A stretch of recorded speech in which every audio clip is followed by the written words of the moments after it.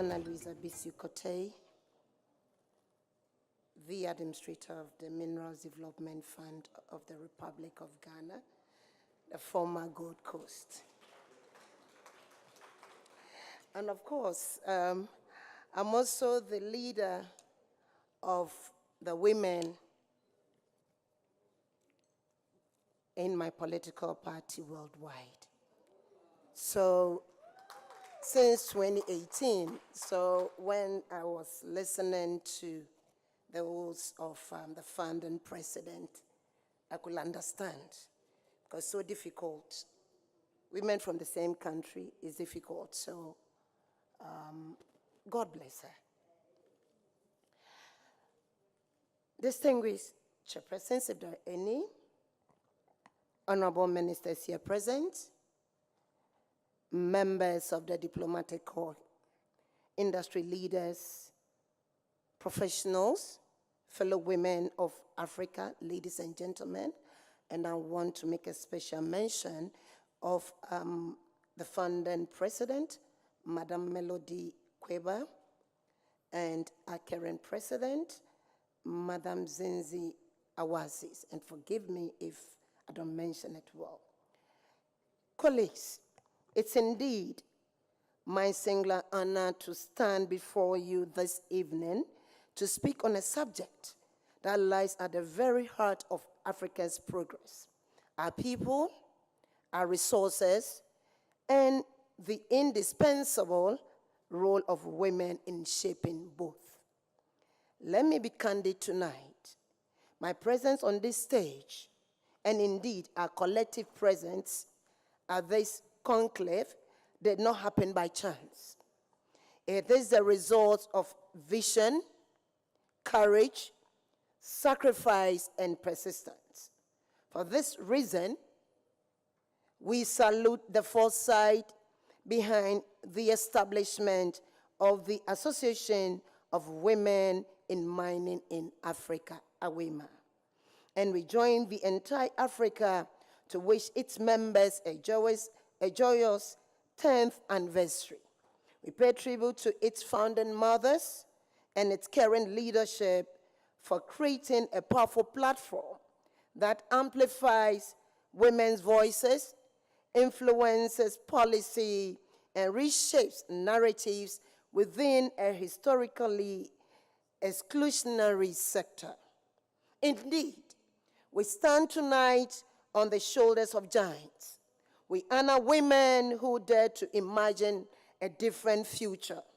The likes of Bridget Radevi of South Africa, Tigui Kamara of Guinea, Aminata Hiru of Ghana, and the list of endless pace-setters. We honor their contributions, and more importantly, we make a commitment tonight not to merely preserve their gains, but to consolidate and advance for a collective continental progress.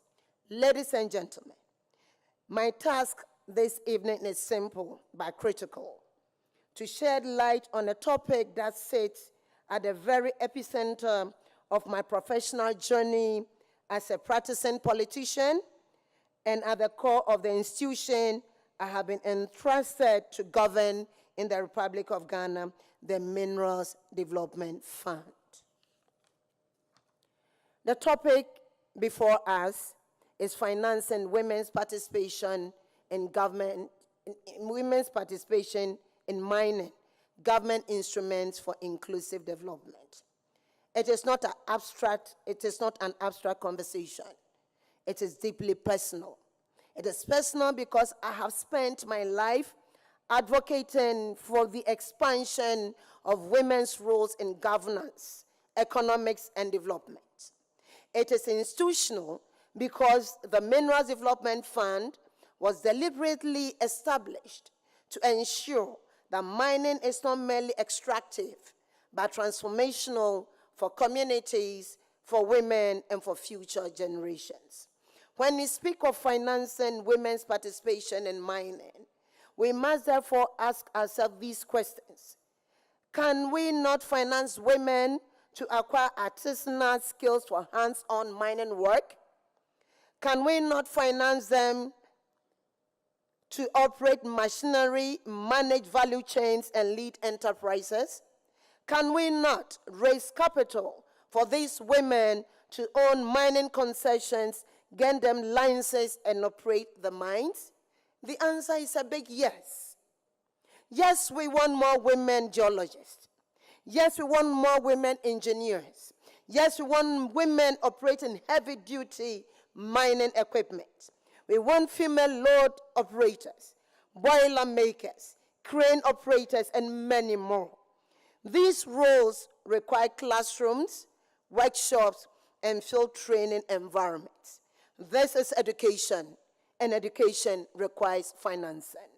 This is why at the Mineral Development Fund, we have made it a deliberate priority to champion the training of more women technicians for mining work, support women's education in mining communities, assist women-led mining businesses with licensing and regulatory compliance, and support women wherever institutional leverage allows us to do so.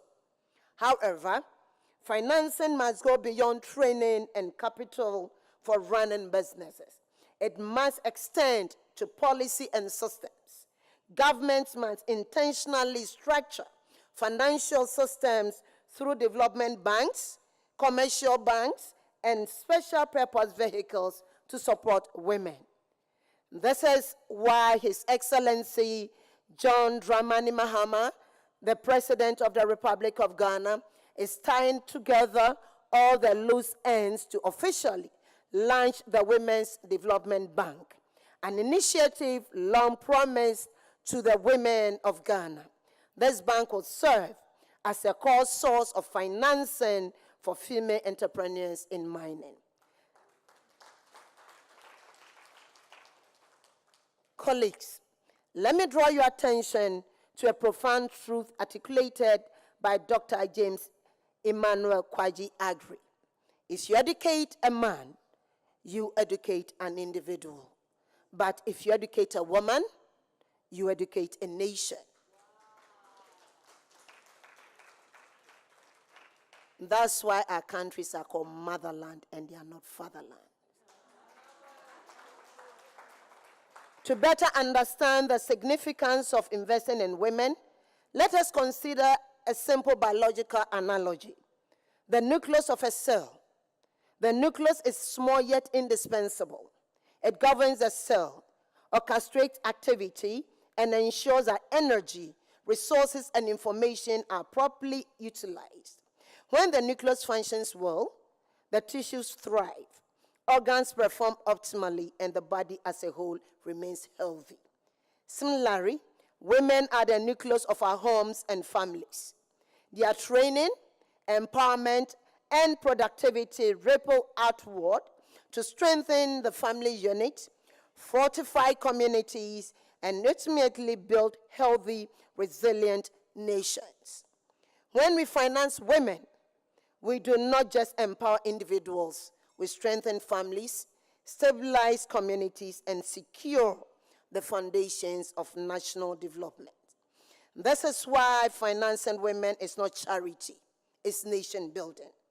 The only undemocratic dispensation that has been widely accepted, even by the foremost flag bearers of democracy, is a system in which a minority, that is the men, rule over a majority, that is women, with the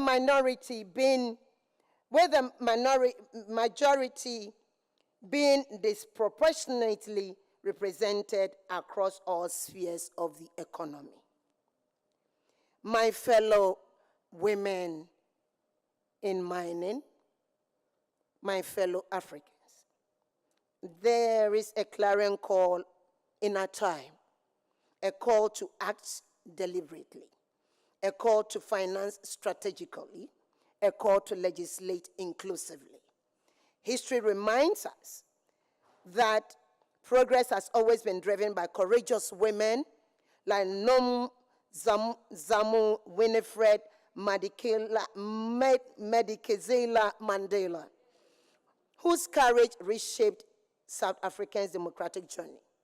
Women like Madam Nana Konadu Adjman-Rawlings of blessed memory, who transformed girl-child education in Ghana from an idea into a national imperative. The list is long. The legacy is profound, and the responsibility now is ours. As I conclude, ladies and gentlemen, I issue a call to action. Let us allocate resources intentionally, equip women technically, finance women economically, design policies that reflect demographic reality, all geared towards empowering women in mining industry. There will never be a more opportune moment than now. Let our actions today be worthy of celebration tomorrow. Let future generations eulogize the choices we made, and may posterity judge us not by intentions, but by our outcome and impact. Asante sana, Nkosi Kahulu, Medamase. Long live the women of Africa. Long live the Association of Women in Mining in Africa. Indeed, AWIMA, the mercy of God has settled it. Thank you very much for your kind attention.